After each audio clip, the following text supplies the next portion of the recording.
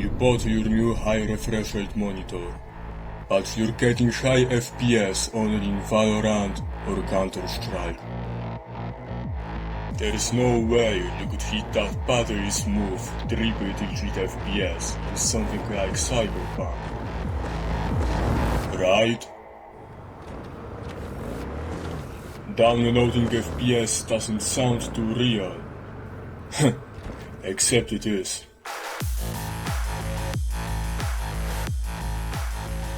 You can double, triple, or even quadruple your FPS with just a click of a button. Not only that, you can do it on any hardware, any game. Oh, did I mention you can also upscale your games to a higher resolution? That's all possible thanks to Lossless Scaling.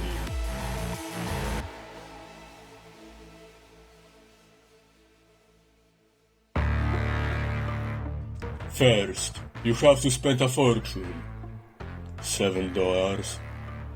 Then, once you're done with a really quick download, you can go straight to action. I will go over everything this program has to offer. I will also sometimes refer to Lossless Scaling as just LS. You can also resize the window for easier navigation. I recommend going into the settings first. You can do your eyes a favor and switch to a dark theme if it's not enabled by default. Just scroll down and where it says theme mode, select dark. You can also switch to a language of your choice. For the purpose of this guide, I will stick to English. You have the option to choose a hotkey that when pressed will activate the lossless scaling. I will leave it at default. You can also select to start the program as an administrator. Remember that not launching the program as admin can make your previously selected hotkey not work in some games. Here you have additional settings you can change, up to personal preference. Once you set everything to your liking, you can exit out of the settings. There is also a convenient manual button next to the settings. If you like, you can exit out of this video and follow the written guide. It contains the basics to use LS effectively. Another thing to keep in mind is that when you hover over something, a useful tooltip will be displayed. We will now focus on frame generation. I will often refer to it as just FG. For now, we will turn off scaling. We will come back to it later. Also, be aware that frame generation isn't really suited for competitive games, as it adds noticeable input lag. It really shines in single-player games. So, you can toggle between no FG, latest FG, and an older version of FG. We will of course choose the latest. Here, you can select the mode. I really recommend choosing a mode appropriate to your refresh rate. For example, if your game FPS is at 60, and your monitor refresh rate is at 120 Hz, then there is no reason to go beyond the 2x mode. If you do, the game can look and run worse, as the higher modes occasionally have more graphical errors and are more demanding on your system. There is no right or wrong settings here. It all depends on your hardware. You can also toggle on performance mode. It will make FG less demanding at the cost of quality. Personally, I haven't noticed any loss in quality, so I'm always keeping that on. Make sure that any program you want to use LS on is in windowed or borderless windowed mode. Wait, did I said any program? That's right. Lossless scaling not only works on games, it works on nearly everything. Aside from games, you can use frame generation on YouTube videos, movies, or even your friend's Discord stream. My favorite way to use LS is to cheat. the FPS limit in some games. This is especially useful in the Souls series, where the FPS is always capped at 60. With all that said, let's activate frame generation. There are two ways to do that. You either hit the big scale button and switch back to program of choice within 5 seconds, or just press the previously selected hotkey while you're in-game, which by default is Ctrl-Alt-S. Minecraft is currently locked to 30 FPS. Remember that I'm on the 2x mode right now. As you can see, the game is a lot smoother now. If we see our in-game FPS, you can see that it's still at 30.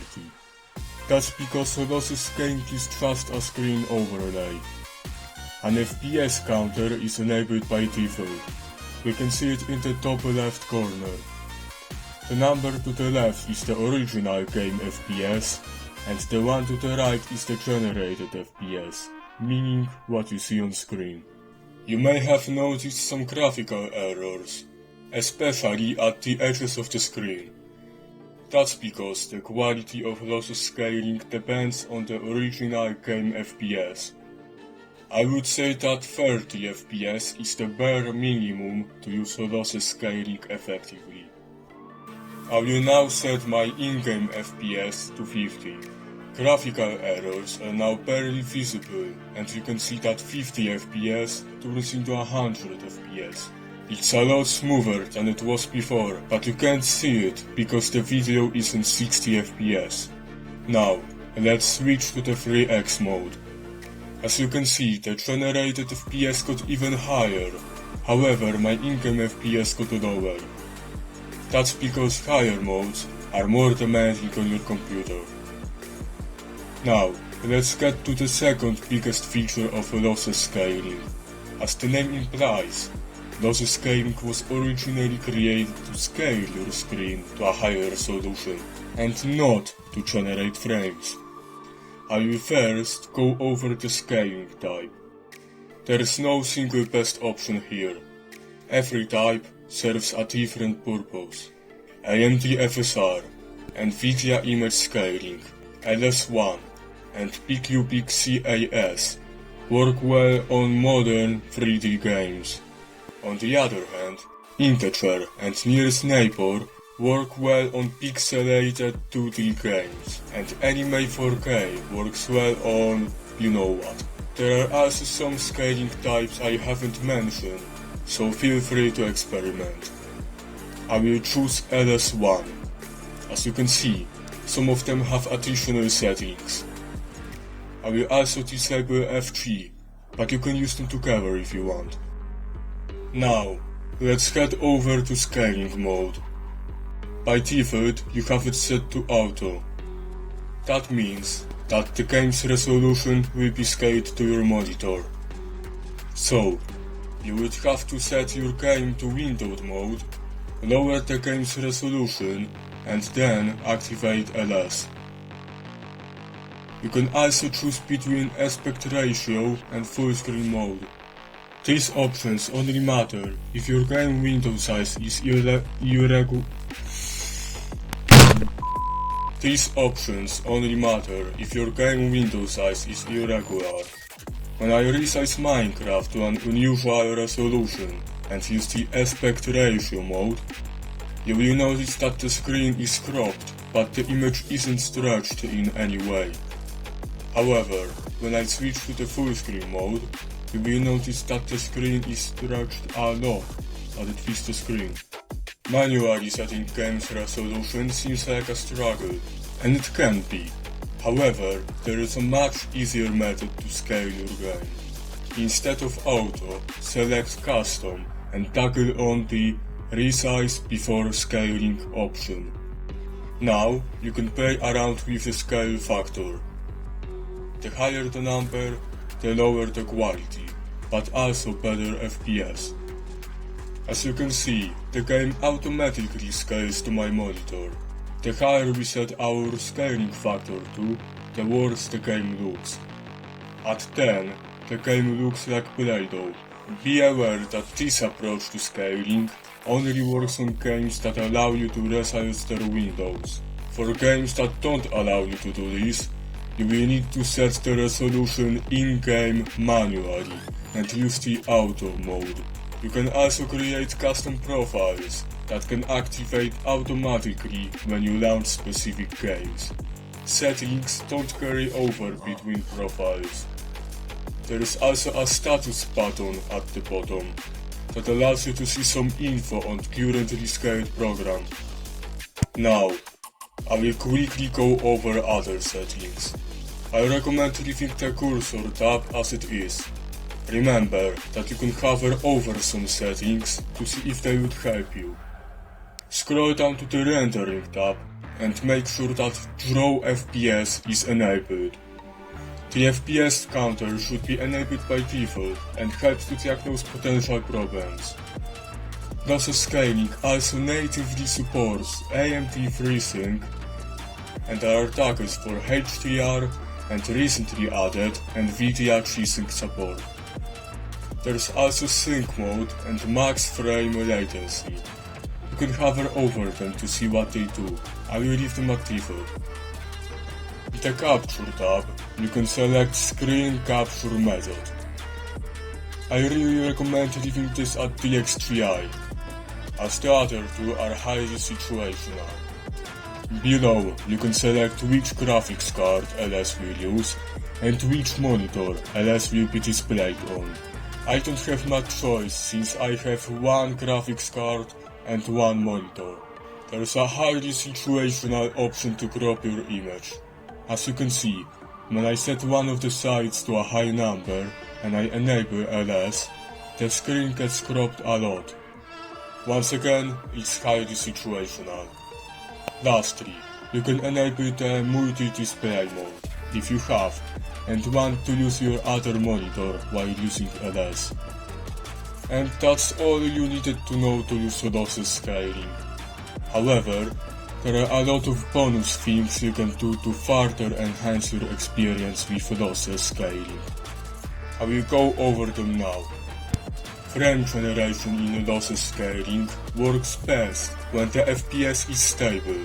However, some games don't have a frame limiter in the settings, and even if they do, it can be annoying to constantly go into the game settings to change the limit.